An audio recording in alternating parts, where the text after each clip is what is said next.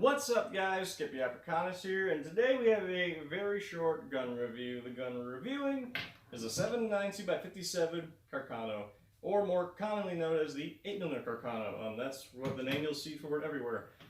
These I've been noticing appearing a lot more over the past year. In fact, I got this one a year ago at a gun show. That's kind of when I first started seeing them. But I've been seeing like gun shops down here will have like 3 to 4 of them. And just, yeah, they've been pretty common. Must find a cache or something like that. Overall, gonna say these are very fine rifles. Pretty much all of them I've seen have been in fairly decent condition. Of course, a few in the bag that have been a little bit terrible looking.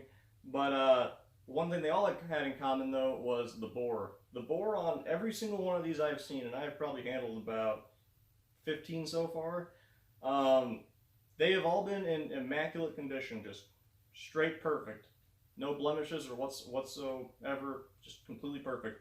I will say though, despite that, for some odd reason, I did notice a little bit of an accuracy issue. Honestly, I think it might have just been me. But yeah, overall, just completely nice rifles. Again, there are some terrible looking ones, but usually those are the cheap ones. Now, as it stands from a shootability standpoint, I will say that this is probably the best. No, I will say it is the best 7.92 rifle I've ever shot. A caveat with that, I'm mainly referring to the M38 converted ones. I've seen them. I haven't shot the standard cavalry carbine with the spike bayonet. I know they have some of those in 7.92 as well, but I haven't even shot one of those yet. But I will say the M38 ones, the best 7.92 I've ever shot. Again, it had a slight accuracy issue. I personally think it was me. But as far as recoil control, I mean, this is a fairly light, small rifle. I mean, you would think with as large of a bullet as a 7.92 that you're definitely going to feel it, and you for sure do feel a little bit.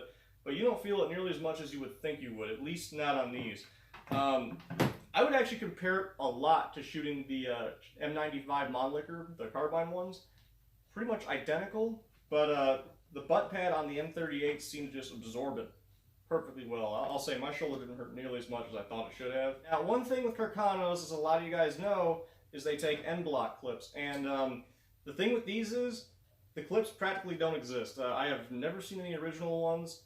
I'm sure they made original ones, but in the year I've been looking for them just on and off, I haven't found any originals to be anywhere on the internet. So what I have done, since I didn't want to shoot it single shot, and it has a fully functioning clip port in here, I made my own. So all I did was I took the 735 clips and I just dremelled out this little metal section right here. You're able to Dremel it out just small enough to where you can push in your 7.92, and it fits perfectly well in there. Max ammo you're able to hold in there is 5 rounds.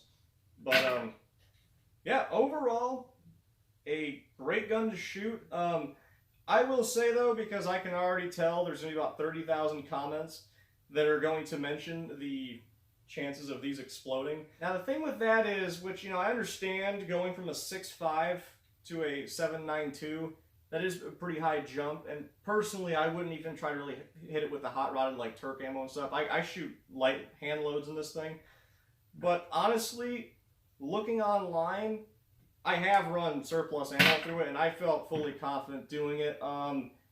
Despite the number of people that will mention these exploding, I have yet to find a video of that happening, or even, a well-documented report of that happening. In fact, the only thing I actually found was people trying to make them explode and being unable to. There was, people that have been doing tests running, of course, Turkish ammo, but after firing a whole can of Turk ammo, they would take some hot-rodded bullets and just, see how much powder, how much weight we can throw in there. None of them exploded.